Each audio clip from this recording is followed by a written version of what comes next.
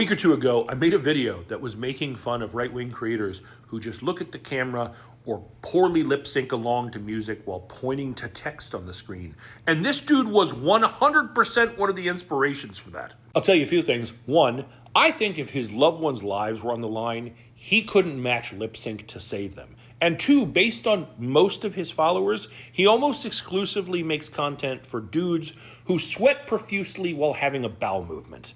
Just in case someone else stumbles on one of his posts and thinks there's any validity to anything he has on screen ever, allow me to do this. In case you missed it, JP Morgan has officially called off the recession projections.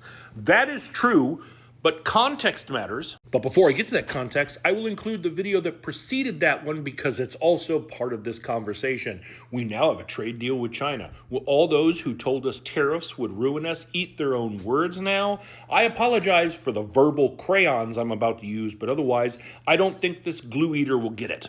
JP Morgan lowers its recession odds as Trump strikes a temporary deal to what? Drop tariffs to China. He didn't strike a new trade deal. He just backed down. They called his bluff and he folded like a cheap suit and he dropped his tariffs. And the tariffs were a big part of that recession projection. So with them off, it lowers it a little.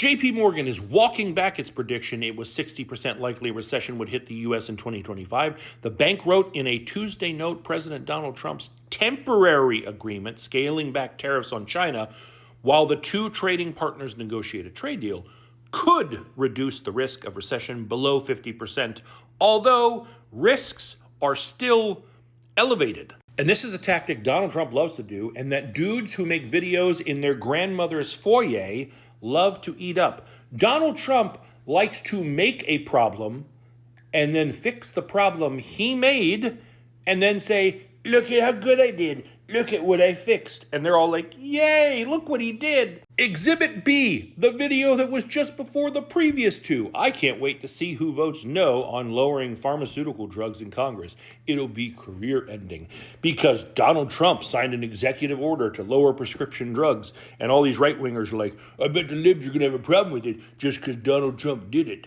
You mean the very unclear and somewhat confusing executive order he signed that is basically trying to reinstate the executive order Biden had that he dismantled at the beginning of the year as soon as he became president, that he threw out and left a bunch of people with higher prescription drug prices? You mean that problem he created that was already solved? And then he's coming in and basically just trying to do a shitty version of what was already there. And you all are like, he's our hero. Meanwhile, fun little headline from Bloomberg, you know, that left-leaning rag Bloomberg. Trump has already ruined Christmas. Even if the president were to call off the tariffs tomorrow, he's unleashed a series of supply chain shocks that will cause consumer pain beyond store shelves. I have a friend who every couple weeks, she orders groceries, like for her to pick up. It's like put together. She orders pretty much the same thing every time. You know, might add something or take something off, but for the most part, she just goes reorder. Every week, it costs her between $150 and $175. This week, she hit reorder, the one she had just ordered a couple of weeks ago for like $170, and it was $290.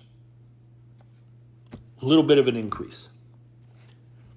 Donald Trump is like the embodiment of the Grinch, and you people are like, let's make him the king of Whoville.